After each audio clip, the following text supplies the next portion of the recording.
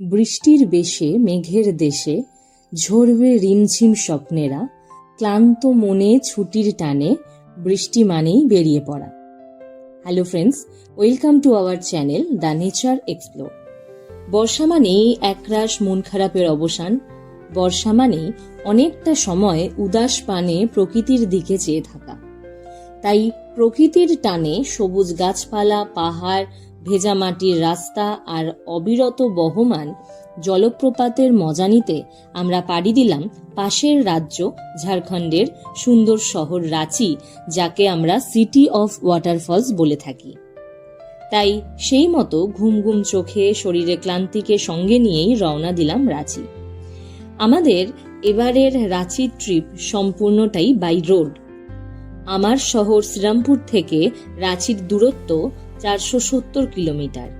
আমরা ঠিক করলাম কোলাঘাট, খড়গপুর, জামশেদপুর হয়ে পৌঁছাবো রাঁচি।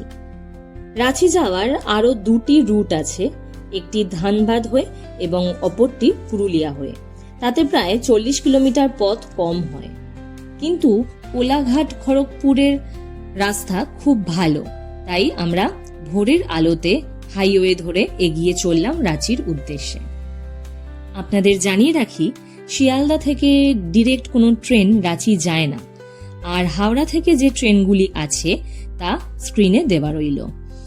এর মধ্যে ক্রিয়া যোগা এক্সপ্রেস বেস্ট, যা রাত 9:10 ছেড়ে পরের দিন সকাল 6:30 মধ্যে রাঁচি পৌঁছে দেয়, ফলে সারাটা দিন ঘোরার সময় পাওয়া যায়।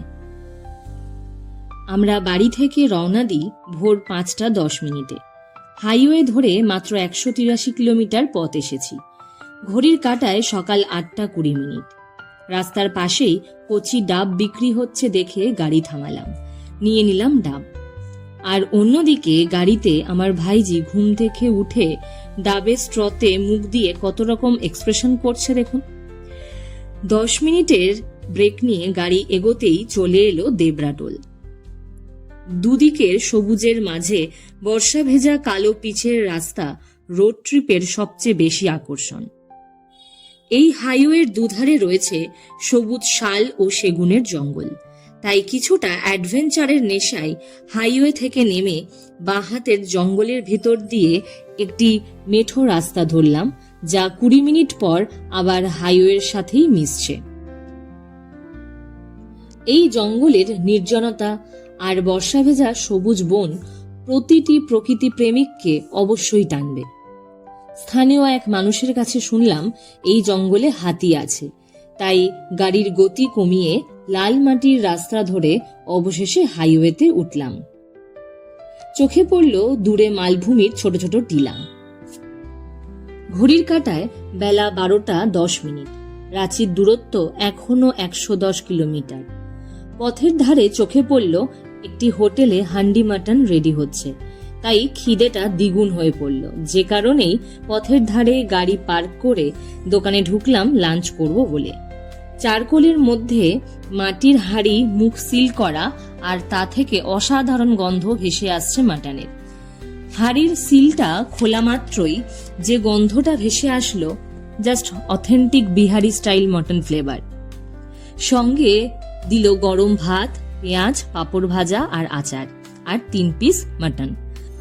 মাটনের পিস এবং গ্রেভি দুটোই ছিল খুব ভালো।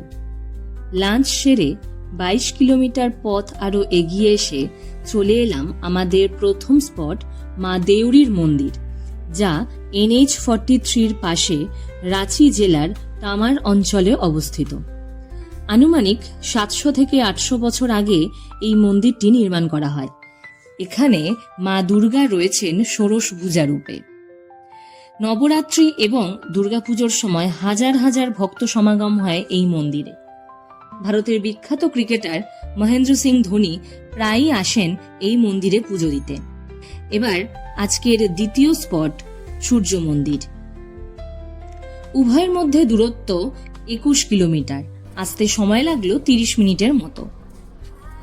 রাঁচি জেলার বুন্ডু অঞ্চলে এটি অবস্থিত, যা রাঁচি শহর থেকে 40 কিলোমিটার দূরে রয়েছে। ইহা মূলত সূর্যদেবের মন্দির, যা 1999 সালে স্থাপিত হয়। মন্দিরটির স্থাপত্য শৈলীর সবচেয়ে বড় আকর্ষণ 18টি বিশাল চাকা এবং 7টি ঘোড়াযুক্ত একটি বিশাল আকৃতির রথ, যা সময় এবং জীবনের ধারাবাহিকতার প্রতীক। প্রতি বছর ছট পুজোর সময় হাজার হাজার ভক্তের সমাগম হয় এই মন্দিরে। সূর্য মন্দির দেখে আবার গাড়িতে উঠলাম। এবার আমাদের গন্তব্য আজকের তৃতীয় স্পট দশম জলপ্রপাত, যা 19 কিলোমিটার পথ, সময় লাগবে 30 মিনিটের মতো। দুদিকে সবুজের মাঝ দিয়ে বেশ কিছুক্ষণ চলার পর চলে এলো দশম জলপ্রপাতের কার পার্কিং। 4 হুইলারের জন্য নিল 50 টাকা। গাড়ি পার্ক করে সিঁড়ি ধরে প্রথমে কিছুটা ওঠার পর আবার নিচের দিকে নামতে হবে। মোট 300টি সিঁড়ি অতিক্রম করতে হবে। তবে সিঁড়ির উচ্চতা ছোট হওয়ায় সিনিয়র সিটিজেন কিংবা বাচ্চার কারোরই সমস্যা হবে না। শুধু তাই নয়, বিভিন্ন উচ্চতা থেকে জলপ্রপাতের শোভাকে দর্শন করার জন্য এরকম রেলিং দিয়ে ঘেরা বসার জায়গা করা রয়েছে। রাঁচি শহর থেকে 40 কিলোমিটার দূরে কাঞ্চি নদীর ওপর অবস্থান করছে এই জলপ্রপাতটি। মূলত গ্রানাইট ও নিস আগ্নেয় ও রূপান্তরিত শিলা দ্বারা গঠিত, যা নদীর নিম্নক্ষয় ও উল্লম্ব ভূ উত্থানের মধ্যে দিয়ে গড়ে উঠেছে।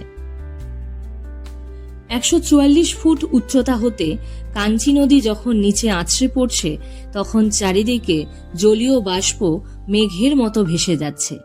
আর এখানেই দেহ ও মনের সমস্ত ক্লান্তির অবসান।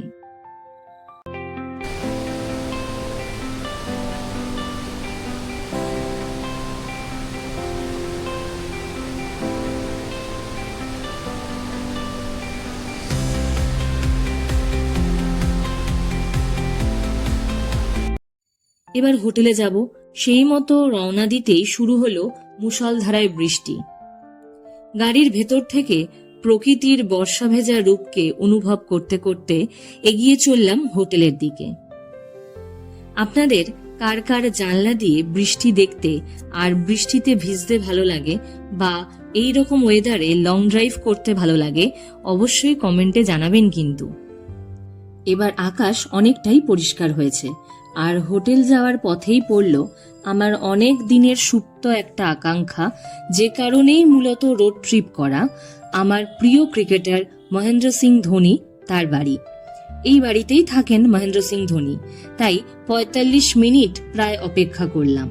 খানিকক্ষণ পরে পরেই উকিঝুঁকি মারলাম আর ফুটপাত ধরে পাইচারি করতে লাগলাম।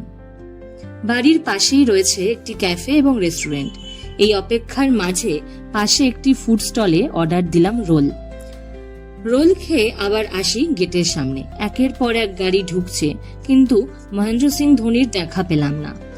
অবশেষে মনটা বিষণ্ণ করে ফিরে এলাম হোটেলে। আগামীকাল যাব নেতারহাট। যাওয়ার পথে জোনা ফলস, সীতা ফলস এবং পত্রাতু ভ্যালি দেখব। আজ এখানেই শেষ করলাম। দেখা হচ্ছে নেতারহাটের ব্লগে। ততক্ষণে আপনারা ভালো থাকবেন, সুস্থ থাকবেন।